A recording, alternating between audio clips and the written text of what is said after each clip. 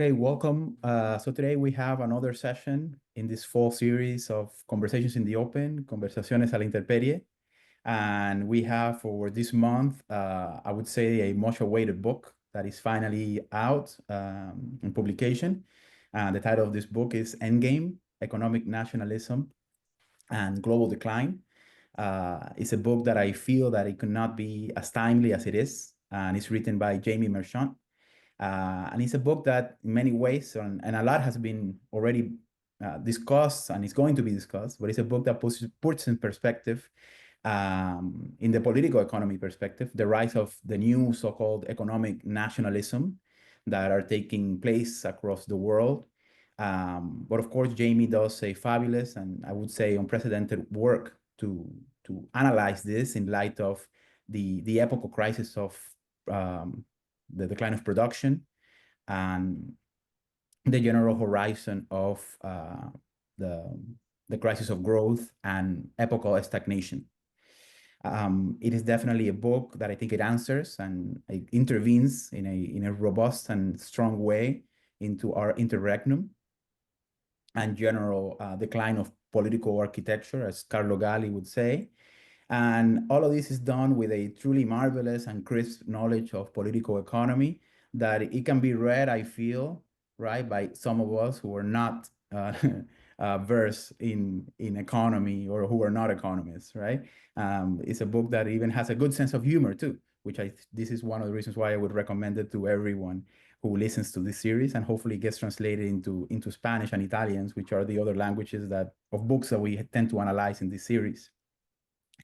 Finally, I would just say that another important element about this book is that it tackles heads-on a big misunderstanding, a sort of voracious amphibology of our epoch, which is the polarity between globalization and nationalism, and it makes them dependent and sort of converge into the same problem of the epoch, right? Fragmentation and the expansion of capital are not to be understood as separate, but rather as a double bind, right, of the political compensation that precisely expresses the crisis of stagnation today. And in order to accompany this session today, we are really happy to have two friends and interlocutors. And these are, of course, first Jason Smith, who is a professor in California. As we know, is the author of the book Service Work and Smart Machines, a book that we had in this series a few years ago. So I would recommend to check that out. And also with us is Professor John Clegg, who has written extensively about the rise of capitalism and its development and its relation and genealogy with slavery. And nowadays he teaches at UMass Amherst. So having said that, I won't say any more about the book. And of course, it's a pleasure, and we thank Jamie Merchant to be part of the session for today. And as we usually do, we'll start with the participants' commentaries, and then we'll open the conversation with Jamie. And thank you all. So I think I'm going to start. Jamie, I just wanted to say, first of all, this is a fantastic book, and it's an important book. And I think it's particularly timely, and I'm looking forward to the kind of reception of the book as you begin to sort of see reviews and responses on podcasts and so on and so forth. I should say that, it was a book that for me was really hard to respond to, in part because I was learning a lot throughout the book, particularly some of the middle chapters, and also because I agreed with so much of it. And so I had to sort of try to figure out a way to create some space between me and the book. And so I just wanted to say that as kind of a set of prefatory remarks. My responses are, as you'll see, going to take the form of questions, and I have about 5 or 6 of them, but I think I wanted to start with 3, and that will probably be enough to get us going. So the first question I had is that, what's interesting about the book, and what's in some sense a central theme of the book, is you make this very convincing case that economic nationalism, the economic nationalism of the current period, but also in historical episodes that precede the current one, is in some sense a default and even necessary response to a global slowdown in capital accumulation. And I wanted to ask why that's the case, in your opinion, and if I'm reading you correctly, because it seems to me that we might also see, of course, I mean, to back up a second, part of the argument that you make is that as accumulation slows down, there's a shrinking pool of surplus value that's available to be distributed amongst fractions of capital. And so what you see is a kind of intensified competition for that shrinking pool among fractions of capital. And I wanted to know why it is that economic nationalism in particular is the form that this competition takes historically and in the present, when in fact you might often imagine that you would see intensified competition between fractions of capital, such as commercial capital, industrial capital, financial capital, and so on. You might also see, of course, as well, and this is the scenario that I think that you allude to in some sense in the book, but I'm not sure that you're proposing it as an actual trajectory, is you might see a competition between capital and labor itself over the shares of income, or over even control of the productive apparatus itself. And so I guess that's my question. Why does this competition in a context of growing global slowdown of GDP growth or accumulation or whatever you want to call it, why does that take the form of economic nationalism rather than competition between fractions of capital or between capital and labor? First question.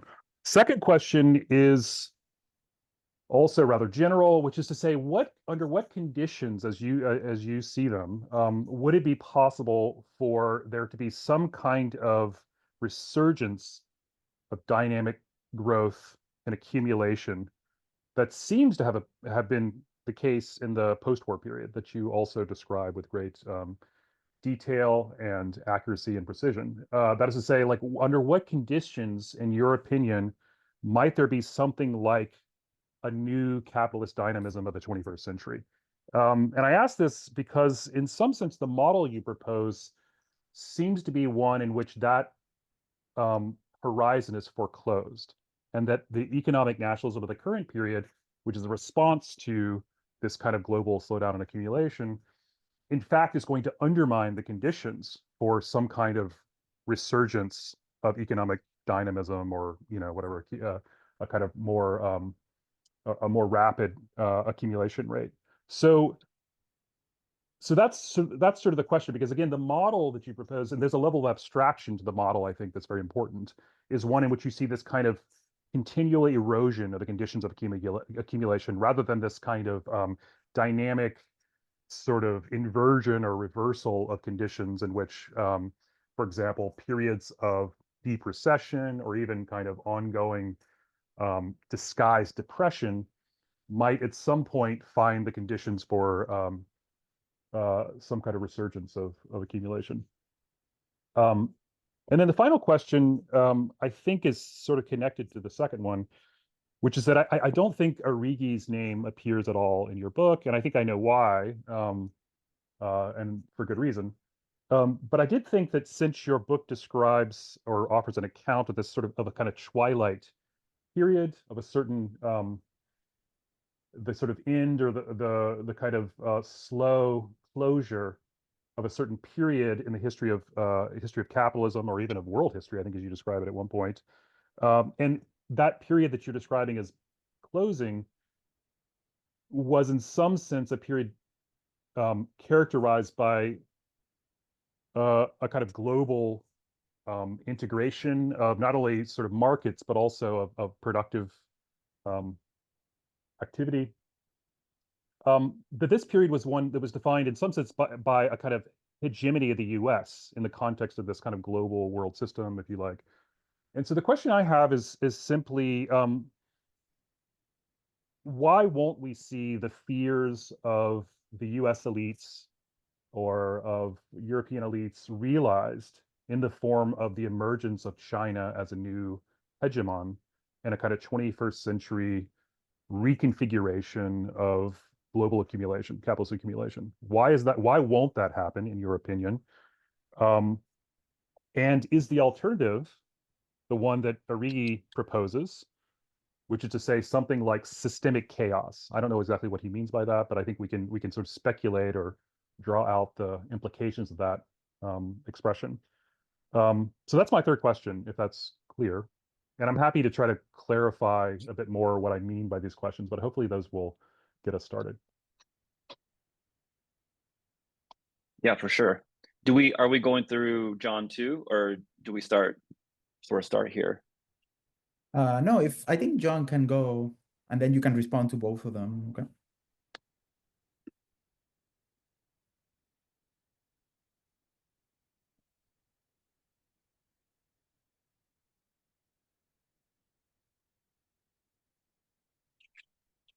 Sorry, just had a problem unmuting myself.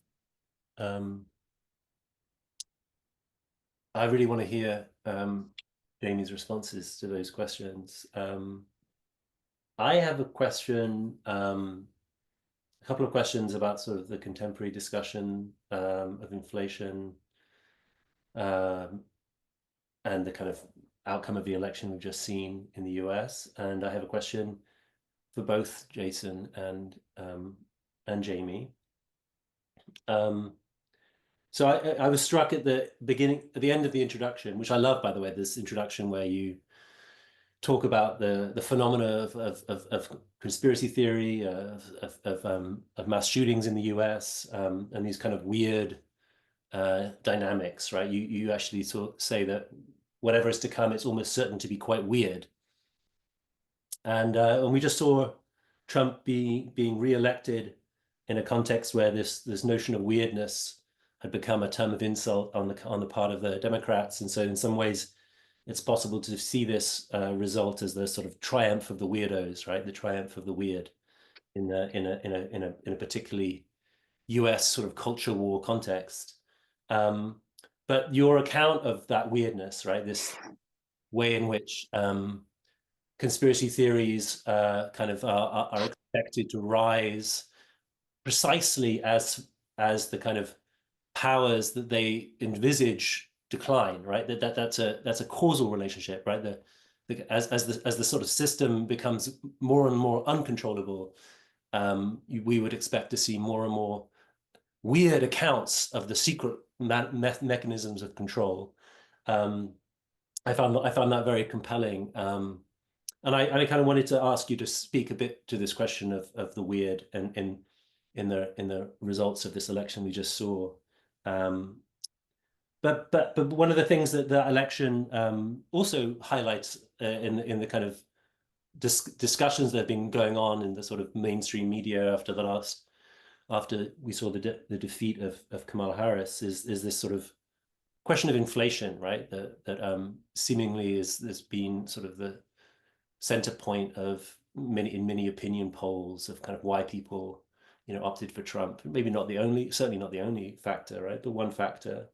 And in your book, you discuss inflation in a kind of context where you're writing about the kind of decline or the crisis that MMT comes up against in trying to make sense of the world. The return of inflation seems to undermine that attempt to understand money.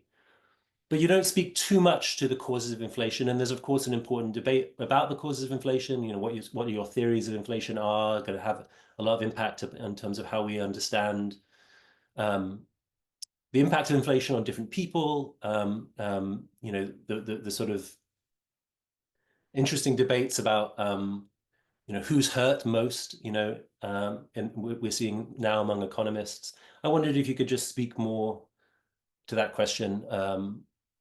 And sort of flesh out how you understand that bout of inflation in the early Biden presidency. You mentioned spending as well as supply shocks, but yeah, I wonder if you could sort of say a bit more about how you interpret it. And then lastly, I just wanted to sort of ask a question for both you and Jason. So Jason had a piece in the Brooklyn Rail quite recently on another kind of stagnation. Kind of stagnation. So in your book, you discuss the stagnation of the global economy. But we're also experiencing on the global level, perhaps we're not exactly sure how, at what point this is going to occur, but a lot of predictions about stagnation of the world's population. And we saw that in the election too, right? This sort of politics of population, not only in the kind of abortion discussion, but also in the people, figures like J.D. Vance advocating kind of conservative pronatalism, and it seems like that sort of sense of the crisis of that is brought on by demographic stagnation is very much central to sort of the right-wing nationalism that we're seeing across the world. But I'd be interested to think about its connection to also the economic stagnation. Are these two things connected? Jason speculates a little bit in his article about how economic and demographic stagnation might be related, and I wondered if you could both sort of try to speak a little bit more about how you see that now and how you see it intersecting with this phenomena of economic nationalism.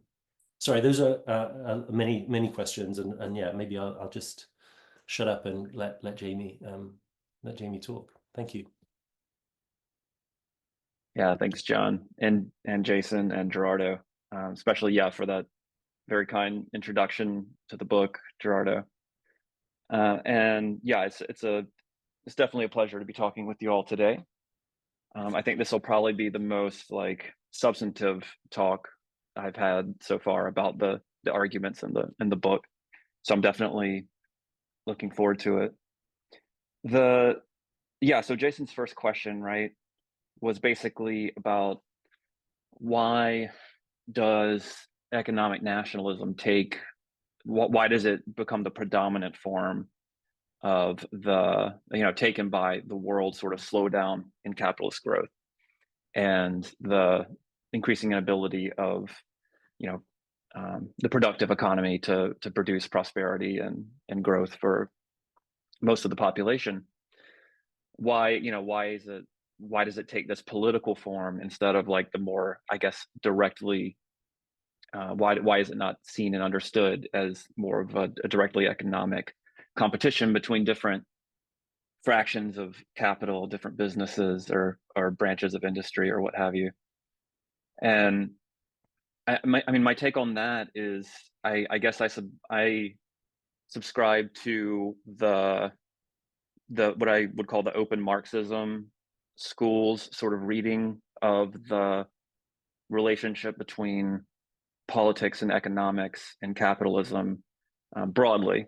So drawing from certain writers in that sort of tradition, but that is the idea that like the nation state is the political form of the capitalist of the social relations that make up like the private capitalist economy. That like it's sort of by historically, right, the nation state arose around the same time and it was a very centuries long process, but in some sense that as a political unit, right, like the nation state is kind of coeval with the capitalist economy. Their fates are sort of tied together on some level, and this like I said, this has a centuries long history. You could argue that like that the consolidation of the national state as like the universal form of politics in the capitalist world really only was solidified in the 20th century, and even then only after World War II, and the final end of the kind of pre-national imperial organization of world politics, and the democratic nation sort of taking its place.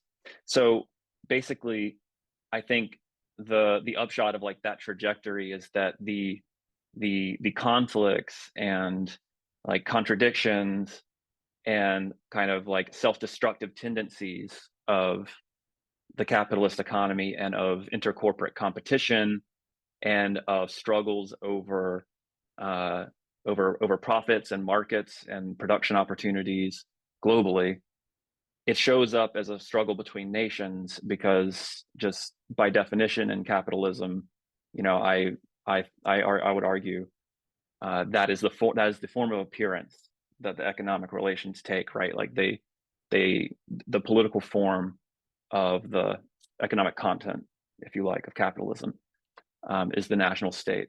So I think there's a very tight form and content like relationship there. And yeah, and so we live in these nominally, you know, almost every national state at this point almost every, not all, but claims to be some kind of democracy or some kind of republic, right? That takes its legitimacy from the population that it rules over, that its ruling class rules over. And so they are the people who are at the forefront of attention when all the, you know, when the economy is going to shit, and when everything is going wrong, and there aren't enough jobs, and there's not enough investment, and nobody can you know, can get a decent wage to work for, you know, for a living, or find a decent living. The political class, the political representatives, right, of the ruling class, of the people who own all the resources and property, are the people who just, you know, are but de facto in front of the at the forefront of public attention. And so they will do everything, and the public's anger, and so they will do everything possible to, you know, to rectify that within the very like narrow and confining constraints of the that they have as a single national state and a international hierarchy, imperialist hierarchy of nation states. But that's how you get geopolitical and inter-imperial competition as the form that the economic struggle takes. That's the art. So that's how I would try to respond to Jason's first question. Hopefully that sort of gets at it. And then there's more. Jason, you also mentioned like the difference between productive capital and merchant capital and finance capital, right?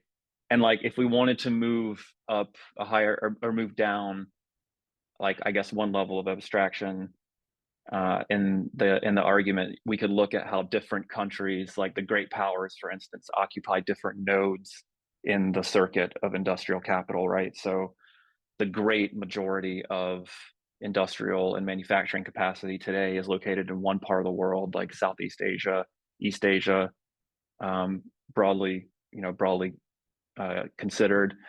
The great bulk of the power of finance capital is Northern and Atlantic, mostly located in, or mostly headquartered in the US, but not entirely, right? Like the UK and London is still quite important. Bank of Japan is still very important in sort of managing the global financial system and money markets and so on. And so so we could begin to and then other countries, right, have a very big footprint in merchant and commercial capital, right? Like logistics and transportation and those kinds of sectors. And so we could break it out along those lines as well, right? Like the sort of like the circuit of industrial capital looked at globally, and how each country fits, you know, like the most powerful sort of capitalist countries fit in different nodes of that circuit, and how that itself is like a way in which they're pitted against each other to capture more surplus value that within that same circuit. So that's another thing that Jason's first question made me think of. Yeah, second, you were asking about, the conditions for a potential, I guess, new like restoration of prosperity and growth, right? For the capitalist economy, for global growth in general, and like what would it take to sort of get out of this trend, or this direction we're headed in now, the global economy seems to be headed in, which is leading to all the dynamics that you sort of you all outlined in your opening comments. And yeah, I mean, this is something that I think I mean my thinking on this has kind of evolved over the last decade or so, I would say, generally into a more pessimistic direction. but there was a time, I guess, maybe, yeah, during the 2010s, where I thought it might be possible for left-wing electoral movements to build out a popular base in this country and others strong enough to build, like, to enter the political system and to enter governing power, and to potentially lead, like, if this were to happen, like, for instance, if the populist movement of the 2010s, the left populist movement, were to achieve a breakthrough in the US and actually achieve governmental power, that could then set the tone worldwide for with a potentially internationalist kind of vision, could set the tone worldwide for thinking about directing investment into capital-starved areas of the world, helping the world's poorest countries and countries across the global South in general to, like, industrialize in a carbon-free way, basically redistribute the global wealth that is hoarded, and mostly from a history of imperialist extraction in the wealthy countries, redistributing that in the name of a program of actually, like, progressive development. And so, because of the, like, decisive political defeat, I think that we experienced, let's just call like the electoral left, the populist left, experienced, like, leading up to 2020 and its aftermath. Yeah, I definitely think that there's the window of opportunity for that kind of program has closed, just because, if nothing else, just the political defeat, right? It's off the table. It's no longer in the cards, even if it were sort of economically possible. But of course, that gets into the question of, now we're in this new Cold War environment, which I do get into in the book somewhat, in which the US, it mainly is pitting the US and China against each other, and sort of forcing other countries to try to pick sides, right? US acting notably much more coercively than China in that game so far. But that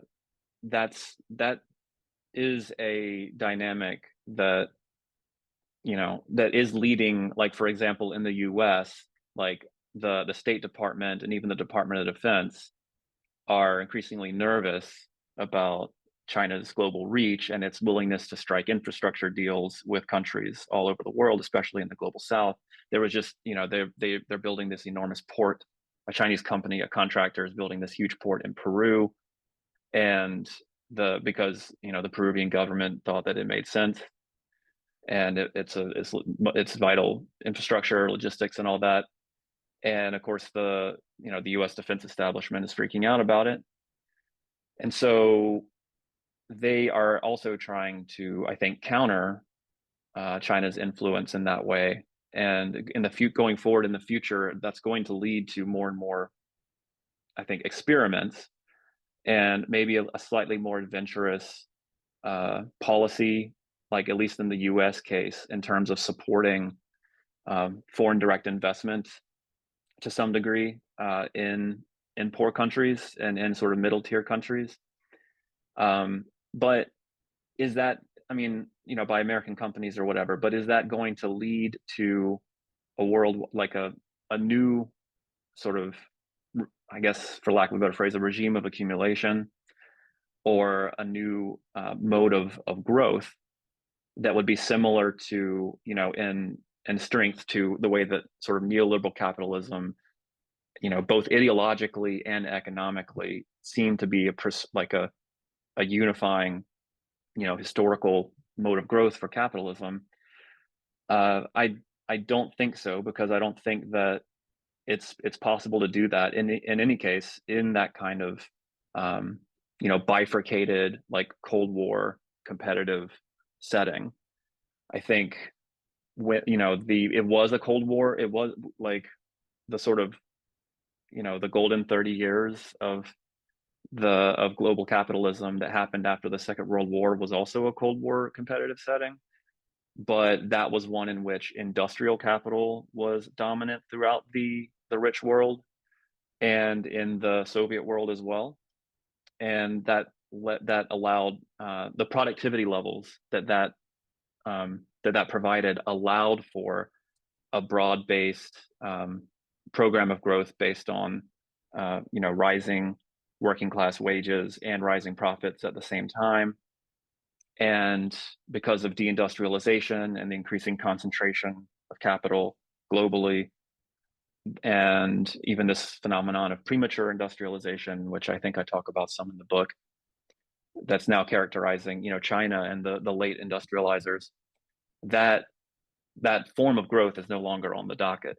And so ultimately, I think because of those political reasons I outlined at the beginning, and because of that form of high productivity, high employment growth, like sort of evaporating away, that's why I'm very skeptical that we'll see another sort of round of prosperous capitalist growth, broadly construed. And then, the question of Arrighi and hegemony and accumulation. So I think, I mean, I know I don't touch on Arrighi in the book, I don't think, but I've read him, and of course it left an impression on me when I did. And I think we're in this situation where, China doesn't have, like, the question of like, well, will China be the next, kind of hegemon that will be able to stabilize an otherwise chaotic and and sort of decentered system. So far, it doesn't seem like the Chinese leadership has much interest in that. It seems like they would like to play the role of essentially like a, one of the first among equals in a kind of international order that is still based on free trade. I mean, the leadership of the Chinese Communist Party still talks the language of free trade and open trade and all that, as the U.S. is moving in this more protectionist and coercive, like, nationalist economic direction. And so, from what they say, they don't seem to have any interest in that. To be the global hegemon, your currency has to be accepted or acceptable worldwide as a kind of, or at least throughout the majority of the world, as a reserve currency. And it's, although they're taking steps to, I think, reduce their dependence on the dollar and the dollar system, like, it's still, the yuan is still is a long way away from being accepted as a global currency. I mean, for one thing, you have to, like, almost entirely dismantle capital controls on your national economy for your currency to play that role. And China so far has not been willing to do that, and they have a lot of reasons for why they haven't. But there are a lot of things, I think, going into why that it's no longer, it doesn't seem obvious that they would want to take that role. And if they wouldn't, who? Right? Like, the EU, when that whole debacle was founded, the European Union, I mean, the idea was that maybe the euro and the EU would be like a competitor with the US as a potential global hegemon. And who knew what the future held. But that's been, I think now that dream has been tossed in the dustbin of history, given just the disaster of that political experiment and economic experiment that the EU has been, and the monetary union has been, over the last roughly 20 years. They certainly don't look like they're in any position to take that role. And so it's just sort of a argument by revenues, like the elimination of options. Like, it's not clear who would be the next hegemon to stabilize the global system. And then there's the question, of course, is like, well, maybe will the US be able to do it? You know, is the US on the path to again restore its ability to I guess stabilize accumulation, capital accumulation, re-empower its corporate class, and re-project its power politically, internationally, the same way it did in the 70s or in the 80s, right after the crisis of the massive crisis of the 1970s, when a lot of people like us were making the prediction that like, well, this is it for the US, right? Like this is the limits to growth and the limits to capital and all that. We're here. And this is it for the US empire. But nevertheless, we had the neoliberal revolution, and the rest is history. So there's still that question. And but on that question too, yes, because of, I mean, I guess all the dynamics I've outlined before about the fate of the industrial economy and the high productivity economy. And then in addition to that, the unlikelihood that the tech that they're hyping now, like so-called artificial intelligence, quantum computing, these new fancy technologies of the future, as they call them, or whatever, the burden is on those to unleash some kind of new productivity miracle that would rejuvenate US power and particularly its economic power, right? And unleash this new era of high productivity, high growth, a new kind of economy to once again build US political power on. And so, but I'm very skeptical about the ability of any of those technologies to do that.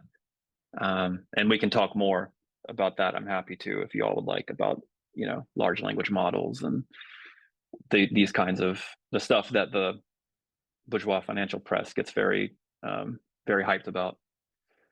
But yeah, so for all those reasons, I have a hard time seeing like the possibility of a new hegemonic power emerging as it has before in the past. I should keep going, right, Gerardo? Yeah, if you want to say one or two more things, or if anyone feels free, feel free to intervene and respond, because there's maybe a lot of questions right now on the table based on everything that you have answered so far. There are a lot, but I didn't even get to John's stuff yet, but we can. If you feel, let's continue then. You can definitely. Yeah. Okay. Yeah. I'll try to move quickly. So, yeah, the weirdness, the triumph of the weird. I mean, yeah, it's kind of hard to say because the incoming Trump 2 administration could it could cut taxes and enact this crazy stock market friendly like ruling class friendly upward redistribution of wealth agenda that leads to a big stock market boom, and in the short term makes a bunch of like crypto bros and passive income high net worth people very happy, makes the business sectors very happy, makes the Republican Party very happy, and seems to kind of have, that was some of the effect that the first Trump administration was having, actually, was just kind of juicing through that kind of like resurrection of supply side thinking, the economy, like basically asset growth, financial, like economic growth through asset growth, trying to just renew that program. They're obviously going to try to do something like that again. But the question is, what is going to happen to intervene in that?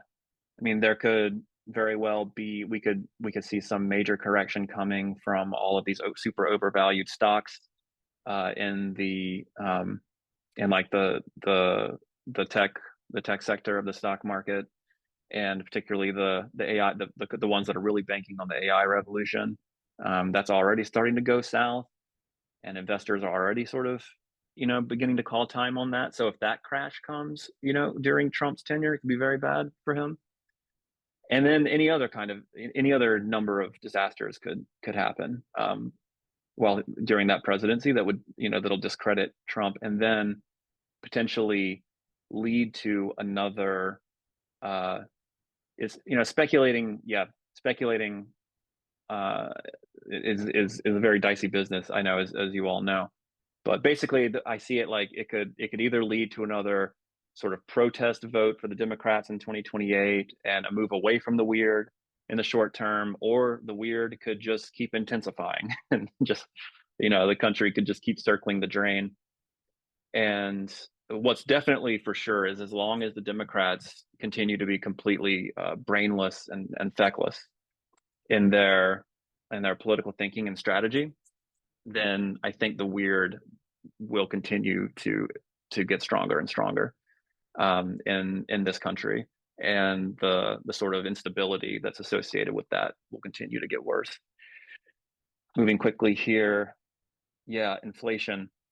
I was just going to say that I think the price rises during Biden inflation were it was mostly supply side driven. I think that was the I guess the shock, that kind of kicked it off. But and then of course there was a lot of corporate profiteering and price gouging that came with that after the fact. But I agree with Paul Maddox's argument in his inflation book, right? That the long-term drivers of the steady state inflation of the economy that we live in, that's been the case since the post-war period, is a result of the, to use the shorthand, the mixed economy and the intensifying need of government to spend more and more and more and spend more and more of its own resources to support the private economy and to support consumption, to subsidize profits. And that then creates lots of opportunities for businesses to jack their prices up. And I think Paul calls this competitive inflation or something like that in his book. And so I think that's the long-term trend that is, and of course the state has to take those measures because productivity and the drivers of growth themselves are getting weaker and weaker, right? So inflation ultimately is the result of sort of declining productivity and the state response to that long-term trend. I'm kind of just a Matic follower on that. And then the demographic question, that's a really good one. I read Jason's essay, and obviously I thought it was great. And one thing that has been kind of striking in the US over the last few years, I'll just say, because this should be, I think, an open question that we should all talk about, because I don't think I'm particularly high tech on the demography stuff. But the US there has been a lot of immigration to the US over the last few years, and that has actually played a major positive role in keeping US economic growth above its peers. And sort of, helping to boost this narrative that the U.S. is this world outlier and its recovery is number one in the world, and it's America number one and all that. And that's been a major boon, right? And so if the party of the weird does come into power and does start deporting people en masse in this country, that's going to be a major deflationary. Well, not deflationary. That's going to be a major. It's going to be a major economic hit to this country, and it could in fact have inflationary effects, feeding into all the tariffs and all the other disruptions that the incoming Trump administration will want to enact. Not to speak of just the enormous price tag of the entire operation.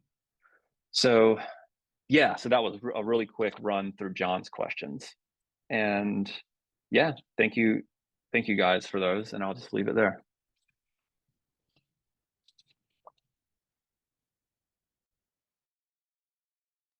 Okay, excellent. Thank you for all of that, Jamie. There's definitely a lot on the table. It's interesting that you mentioned that last point there about migration, because that's a question that I also had, which I think it derives a little bit from some aspects of your book. But I would say that it's also perhaps an element that in today's world, or in this sort of return to the new flexible form of economic nationalism and its restraints, is quite different, because then you have, in a way, sort of like, and you do account for all these sort of contradictions and aporias, right? In the face of this transitional period. But immigration seems to work on like two sides, right? On the one hand, it's a political, or it works as a political rhetoric to exaltate, right, the weird out, right, that John mentioned, right, the acceleration of political fears and hatred. But at the same time, there's definitely a huge surplus value there, right? Being extracted and displaced all over the world. So one cannot say, I think, that, let's say, a movement or even a conception, right? This is more of an speculative comment on my part. If one thinks of, a possibility of exodus or going somewhere, right? There's not even that, right? This thesis that Eric Unger had back in the 1920s, right? That migration would pose precisely, according to him, a possibility of overcoming capitalism, right? Or even national capitalism. Today works on the inverse, right? Migration is working there as a sort of shadow labor, right? Or as a second citizenship there. So I was going to ask you, just in general terms, or to everyone, how to think of the migration issue, right? Because it seems to me that in that problem, there is an intertwinement between the process of accumulation, globalization, nationalism, and the demographic problem as well, right?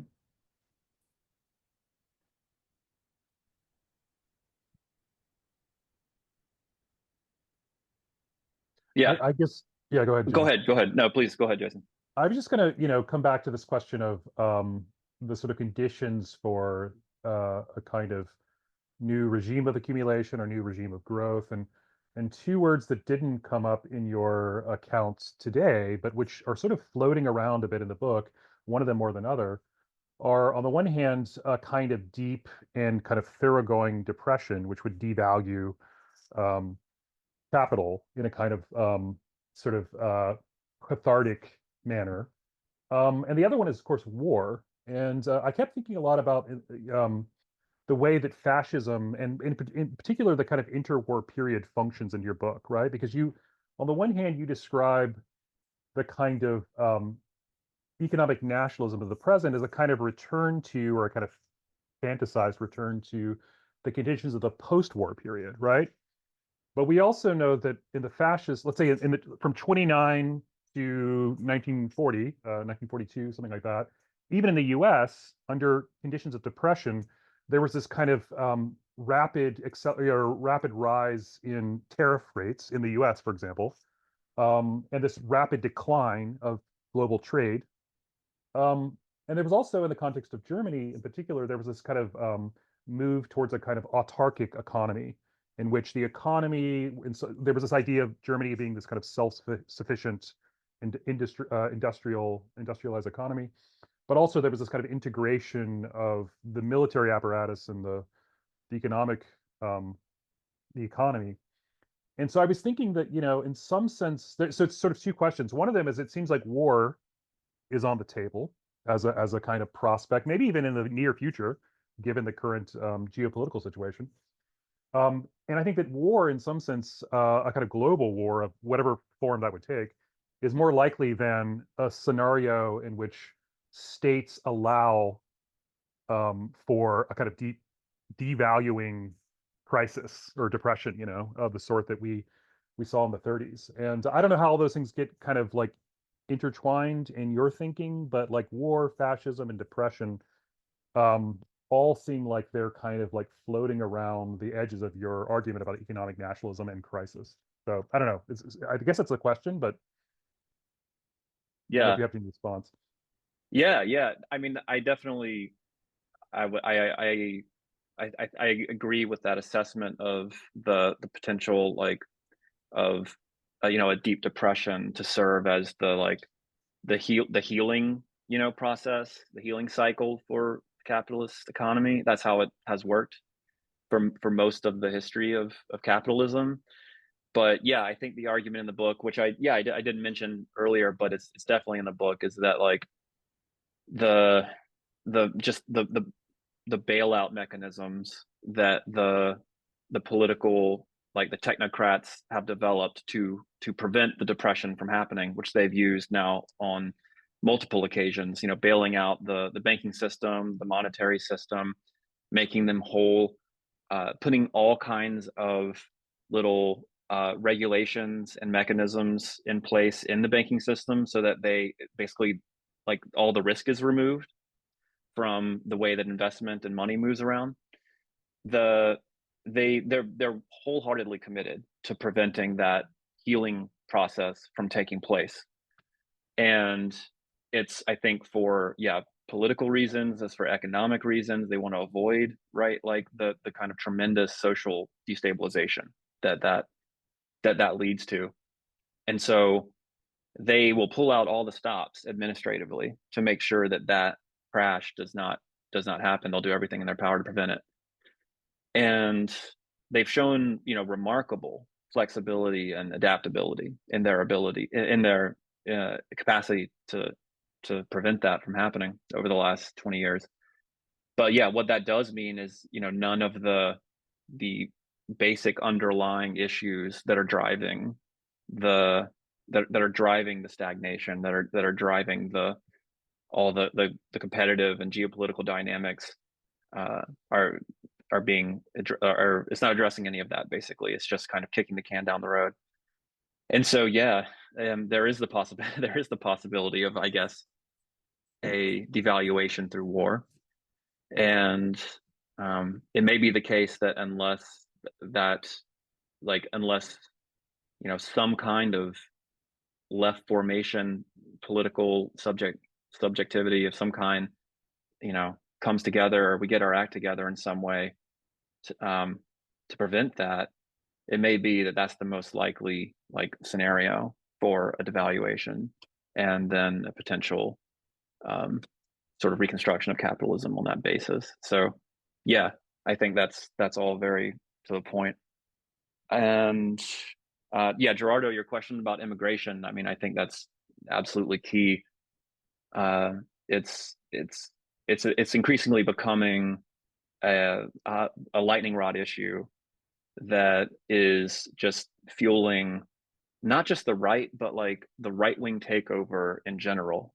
And I mean, we could look at the US, but of course we could look at Europe too, and many other cases, that it's pushing the whole political center of gravity rightward, because the perception is being created that there is this uncontrollable crisis that is undermining the political community, which is really, kind of just cover for its undermining the historically most privileged sections of that community, populations of that community. And and I think I think the backlash against that is only going to deepen in the years to come. But I'll leave it there.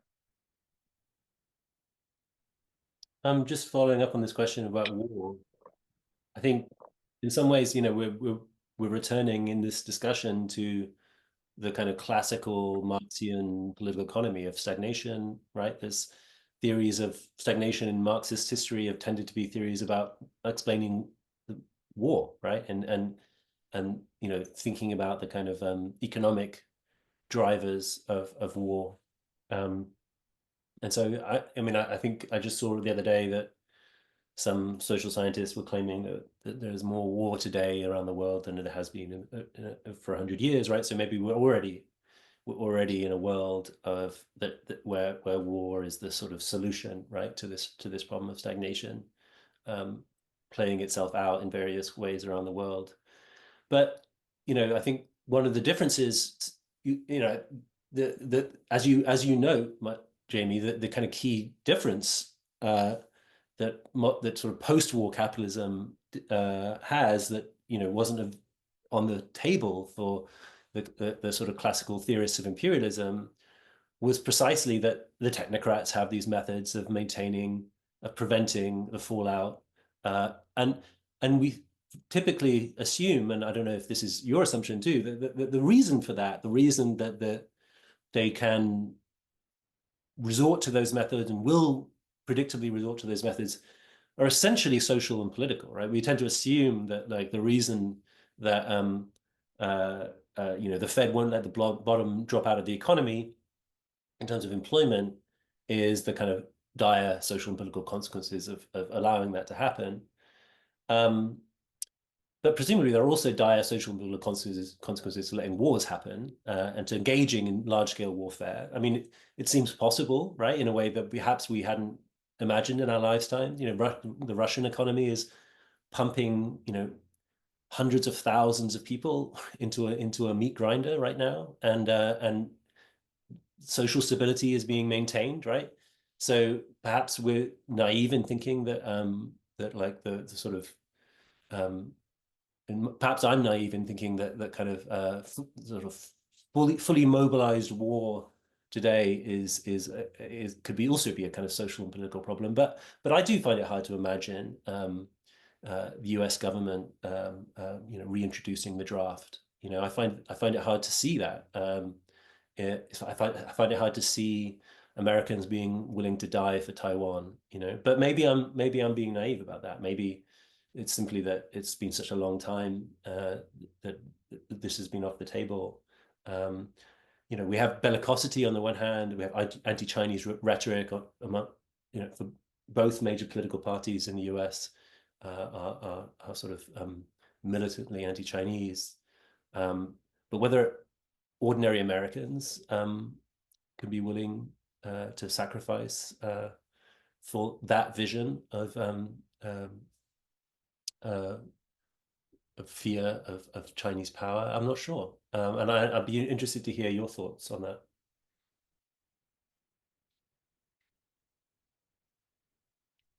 Yeah, I mean, as far, yeah, the question of like, I mean, I guess we're speculating sort of like what form this could take. Yeah, but your first point, yeah, John, the first point you made about how we may already sort of be in this world of just perpetual, like ongoing low high intensity war.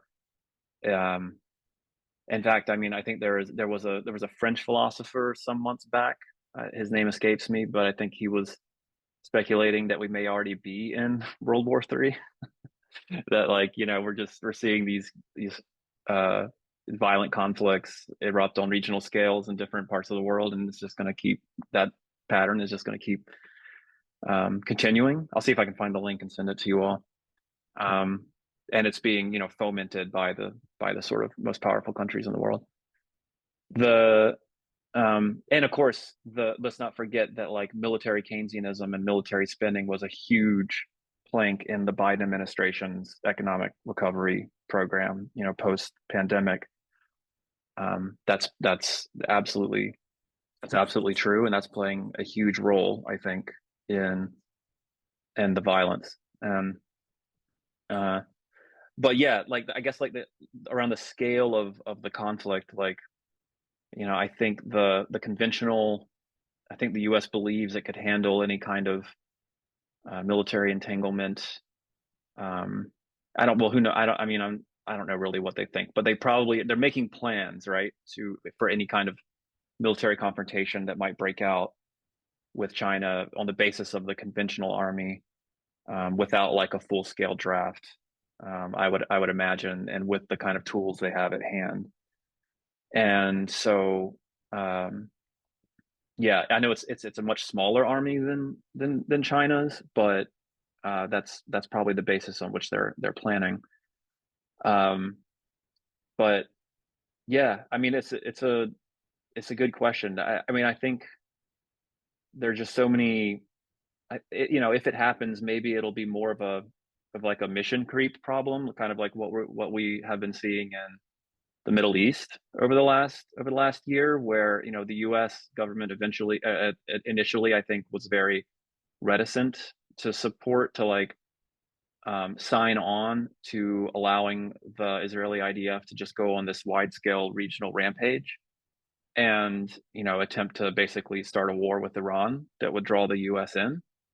But I think, I mean, the US wants to be done with that as soon as possible so it can pivot to China as its main goal, I mean, as its main concern.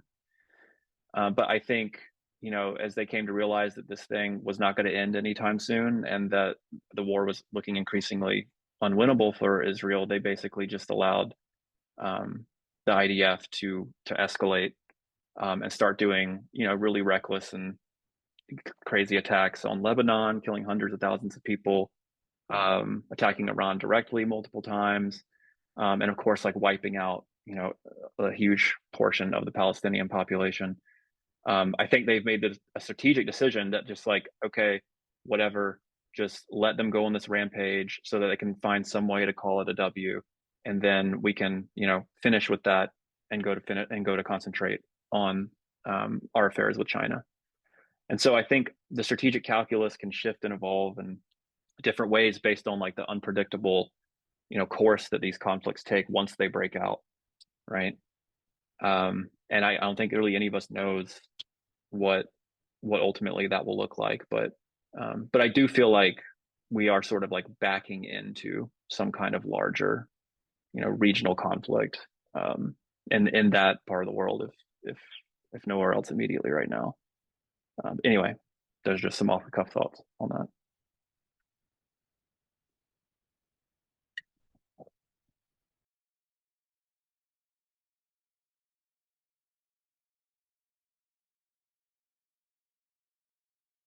I had one more question about the book, if you don't mind. It hasn't come up yet, and it deals in specifically with the last chapter and this kind of articulation of the three S's: the stage, the shop, and the street.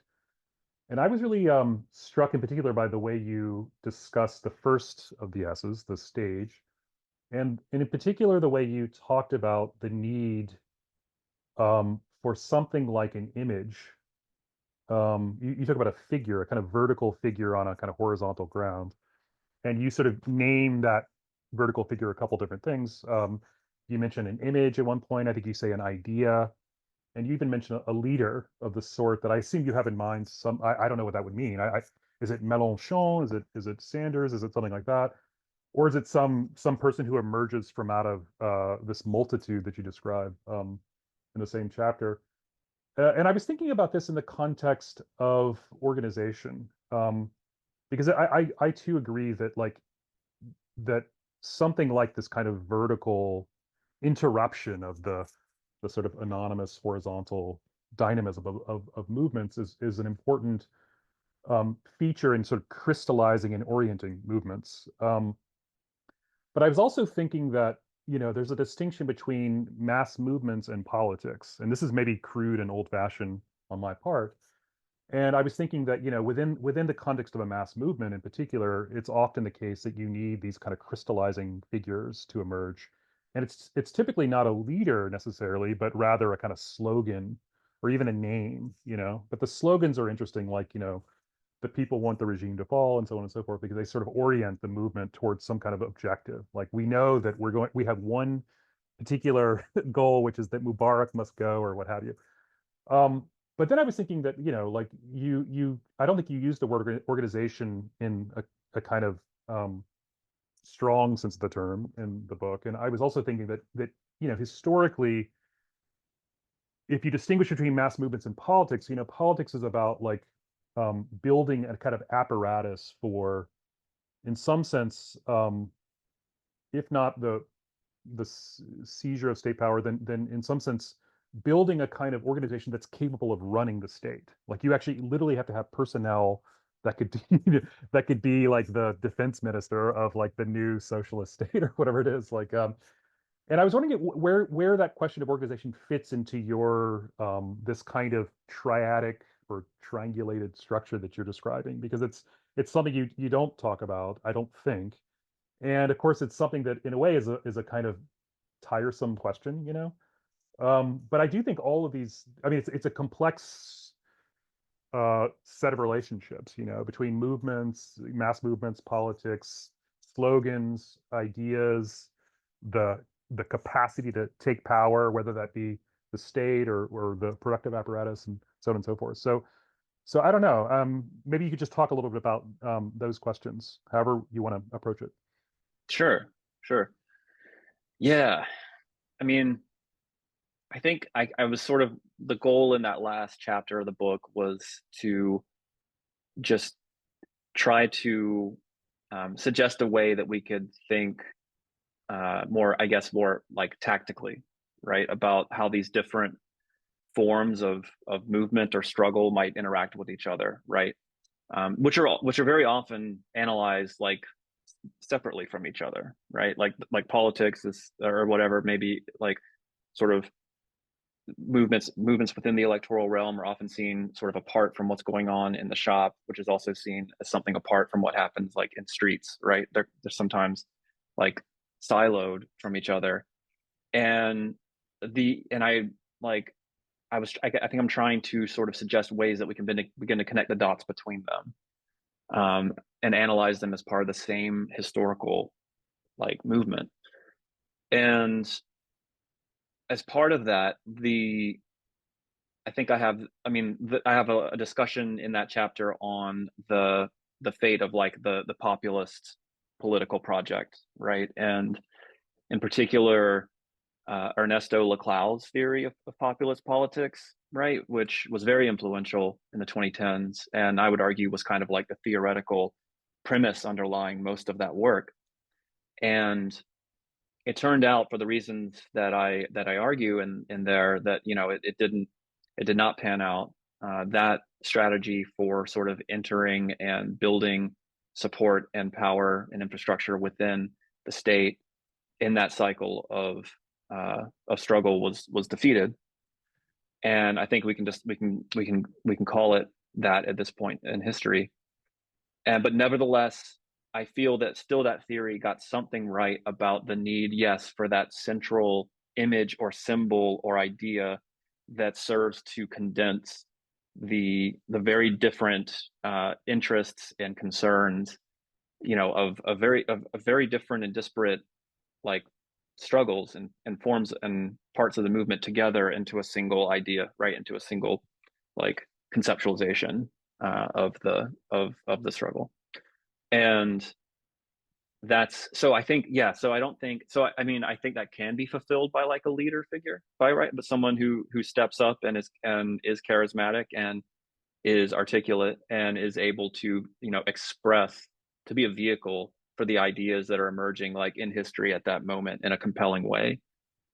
Like, I think that a person can sort of fill that, like a leader figure can fill that role. But I think also just as much, it can be like, it can be a symbol, it can be a metaphor, it can be a figure, like a figure of speech. It could be a trope, it can be any kind of central unifying idea, basically. And that, of course, opens up, interesting like aesthetic questions about what kinds of political mobilization or appeals to political appeals would be the most responsive, and like where are people at subjectively, what are they going to respond to, like how do we activate people like where they're at now, right? How do we meet them where they're at? That old question of organizing. So I do see it as like an organizing kind of question, like basic organizing question, on that large scale in that way. And yeah, so I should say too, part of my interest in that is like, I'm searching for the next kind of like, I guess, theory for whatever the next like cycle of mobilization is going to be, right? And I'm not one of these, like, I don't think that we have to have this hard divide between forms of struggle like within the state and forms of struggle without. But it's just the case right now in history that like the campaign to pursue our kinds of politics in governmental and state forums over the last decade was defeated decisively. And so we need to like learn from that, but not completely throw the baby out with the bathwater, and still retain maybe some insights from the from what that moment got right, I guess, in some basic way, right? Like millions of people did affiliate themselves with the idea of socialism for the first time, on a popular level, and that does mean something, I think. And so, yeah, I could keep yammering, but is that sort of fair, Jason? Yeah, that's fantastic. Yeah, I mean, there's much to say about the populist, kind of wave of the last last decade. But yeah, that's fantastic. And I guess to follow up briefly on that, um, I very much agree with you, Jamie, what you said, that I think that the most influential sort of theoretical model of the 2010s or even from the early 2000s until more recently, the last sort of fallout completely of Podemos in Spain has been Laclau's populist theory, the theory of hegemony. But of course, there are many problems with that, and a decade ago or so, some of us engaged, the early or the incoming leaders of Podemos about that sort of limitation of hegemony, which is only at the end of the day a theory of achieving access to state power. But once in the state, it seems to me that as something that you yourself discussed in the conversation with John Brook and Rel, is that there is a sort of a structural crisis of elites within that space, right? And once they get there, the theory of hegemony really has nothing to say about state form or a theory of institutions, right? So it goes in a pendulum fashion, right? As the U.S. constitutionalist Bruce Ackerman would say, that later on the next pendulum moves to the other side, and they are completely out of the government without having transformed anything. And so I think that this question is also relevant in terms of something that is latent in your book, which is the question of elites in the West, And I remember a little exchange in the last years of his life with the great Mario Tronti, who told some of us that what characterized the West was precisely that it had really no elites in positions of of I don't know, even political destiny, in a very large sense, whereas China does, right?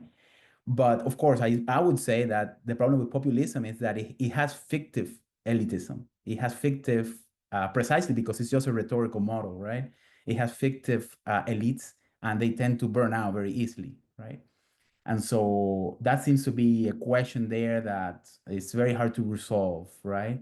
And I think that the condition of stagnation and crisis only deepens that, because, and John mentioned this in a great paper during the summer, that the state at the end of the day becomes a space for the predatory practices within elites themselves, right? The state ultimately becomes a place where elites tends to outsource, right, whatever resources are there in order to continue their struggle, their inter-party struggle, right? In contemporary Spanish politics, this is very clear, right? But I think it applies with nuances to other places as well. It definitely was, for instance, in the strongest sense of the populist case in Latin America in the last 20 years, which was Bolivia, or Bolivian Andean capitalism there, right? And we see how that has turned out. Yeah, I mean, we could also look at, what's happened in Chile. It's another very interesting case, right? I mean, they did the thing, like they, basically a decade of struggle, unifying the national popular behind them, with really, at the time, popular demands. And then they get in government and they decide, and it's a constitutional referendum. And of course, they're defeated in the referendum. And of course, there's a lot to be said about what went wrong and why, but it speaks to this general problem, right? That like once the elites are in, once like quote unquote our elites even are in positions of state power, it's just like it's almost as if they go intellectually bankrupt. Like there's just nothing that they can do faced with the constraints that they have. Like, yeah.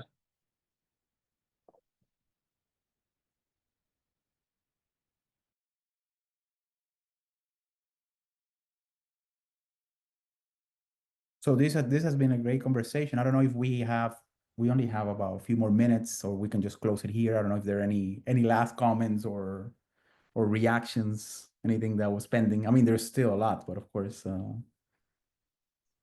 anything we want to say.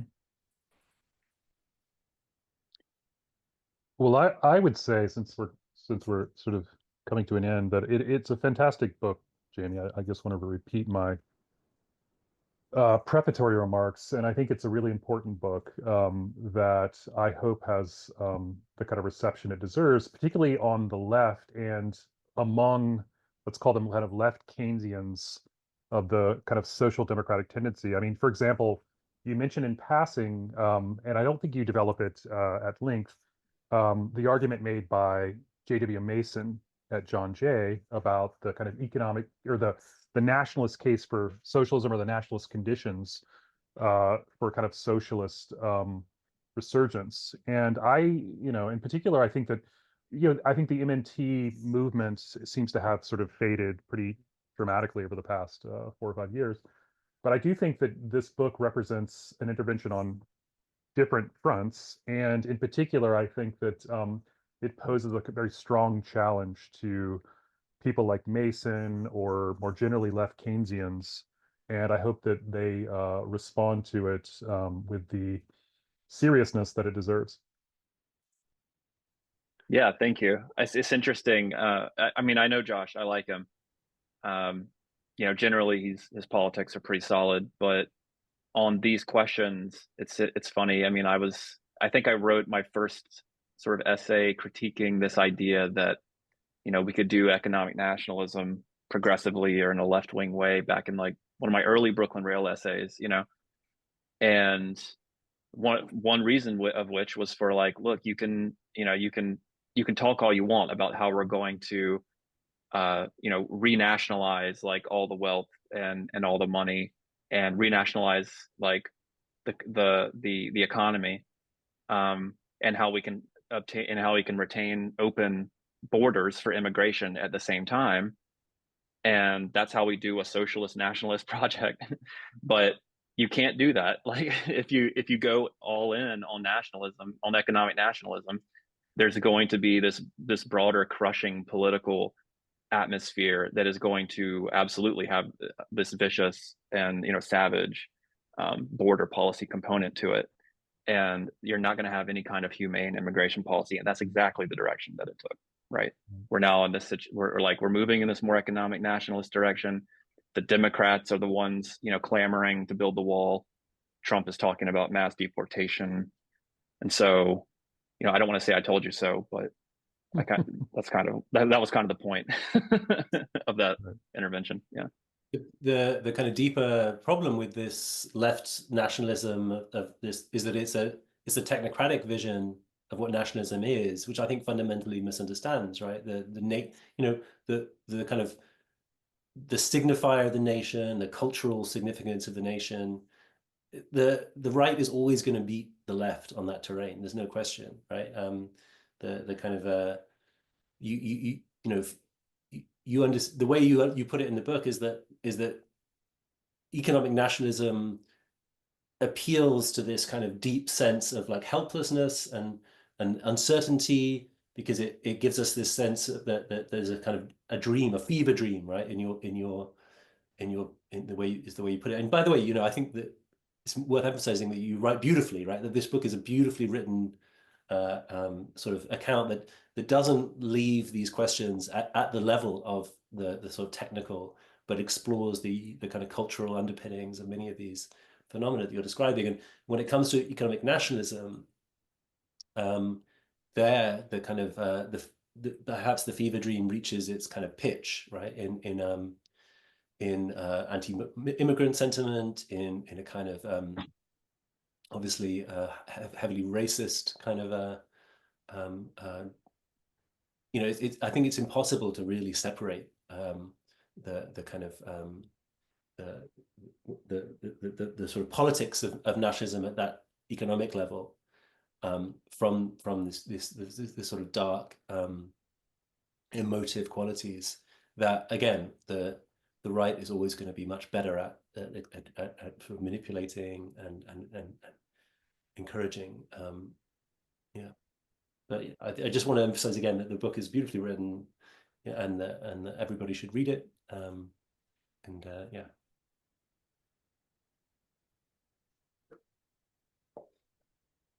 Okay, that's great. I think this is a good place perhaps to leave the discussion and continue it elsewhere. I can only second what has been already said here, right? Which is that everyone should read Endgame, Economic Nationalism and Global Decline. Really, really important book for the times that are going through. And also to remind the listeners that we'll reconvene next month to have Jordi Carmona's book on the thought of Agustín García Calvo, Cómo matar a la muerte. So that's all for today. And of course, I want to thank all of you, John, Jamie, and Jason, for this great conversation. Thank you all very much. It was a pleasure.